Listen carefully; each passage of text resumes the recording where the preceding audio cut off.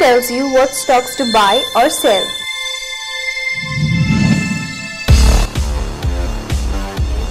So one can go long on Hemang with a stop loss of 581 and a target of about 611 to about 622. He also advises you on where the markets are headed. So our markets are also likely to remain subdued and the bias could be a little weak.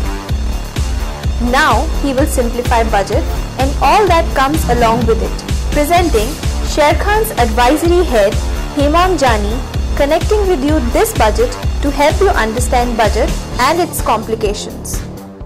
Friends, whenever we talk about budget, there are certain terms being used and a lot of people may not be able to understand or relate to these terms. So we have just tried to make a list of some of these very commonly used terms in budget and also tried to give a simplistic explanation in the context of budget. Let me start with tax revenue.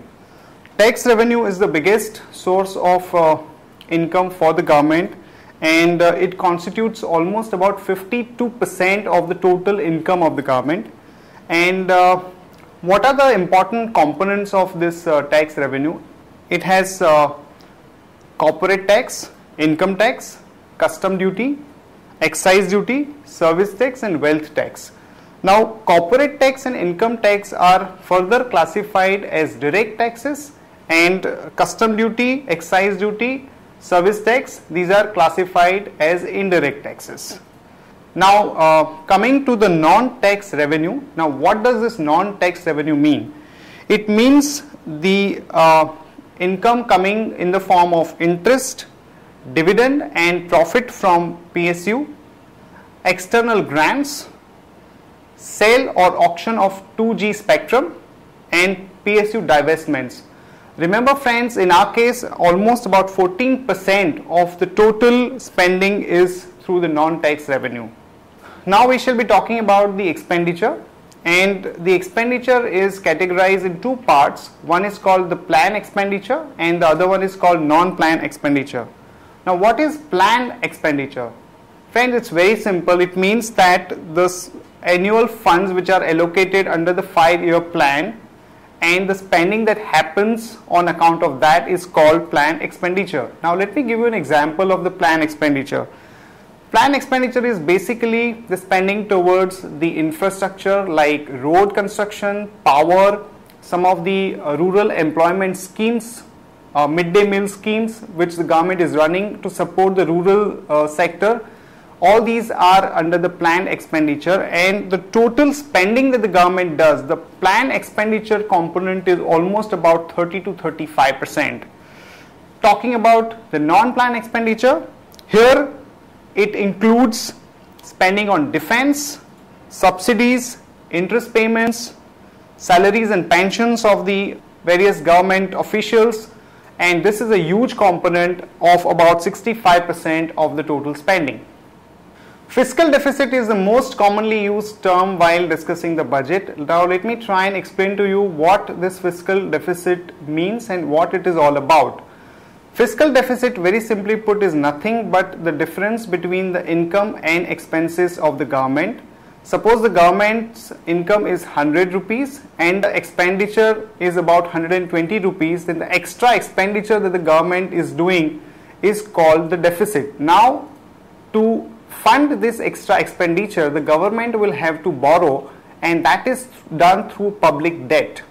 Now why this is very important from a budget perspective? Friends, when the deficit is very high, let's say more than 5% or 5.5%, then it means that it can result into higher interest rates and inflation for the economy as a whole. And when the credit rating agencies look at the public finances of the government, they give a lot of emphasis to the fiscal deficit, and they encourage most of the governments to have more discipline about the fiscal deficit. So in the current year's budget, we are looking at a fiscal deficit of about 5.3% of the GDP, and for next year the expectation is that the fiscal deficit would be about 4.8%. What is current account deficit? Current account deficit, friends, is nothing but the difference between import and exports, and this includes the services. If the country's exports is more than the imports, then it has a surplus current account situation, and vice versa, it would have a deficit. And when the country has a huge deficit, it normally affects its currency movement also. Another word which is very commonly used in the context of budget is MAT, or minimum alternate tax. This was introduced in the system to ensure that the companies earning huge amount of profits and also paying a lot of dividend were not paying enough income tax, and they were using certain deductions to their advantage. The government has come out with a notification that these companies will have to pay a certain minimum tax, and currently this minimum tax rate is pegged at about 18.5%.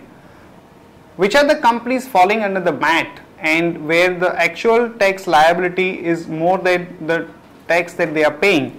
Companies like Reliance Industries, some of the pharma companies like Sun Pharma, Cipla, Lupin, some of the IT companies like TCS, Infosys and Mphasis, and even some of the auto companies are falling under the provisions of MAT.